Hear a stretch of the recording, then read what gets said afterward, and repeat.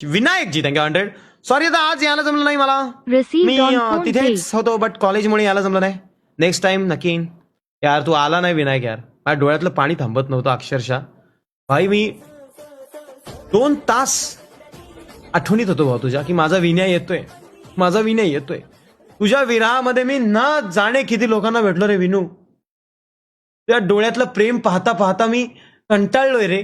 न पाहता पाहता सॉरी वंचित राहिलो भाऊ, मी वंचित राहिलो. पण नेक्स्ट टाइम तू नक्की आहे माझ्यासाठी विनया. मला तुझ्या डोळ्यात डोळे बघून कंटिन्यू चेक करत राहायचंय. मग मी पण पराग सारखा लोकांना मेसेज करेन की माझ्या मिस्टरांना हॅपी बर्थडे बोला. मी पण खूप खुश होईन माझ्या विनया, माझ्या सोनुल्या. ते पण सांगा ना, तुम्ही जेवले पण नाहीत. हो मी जेवलो पण नाही. मला जबरदस्ती ह्यांनी जेवण भरवलं ऋतुराजनी कंटिन्यू.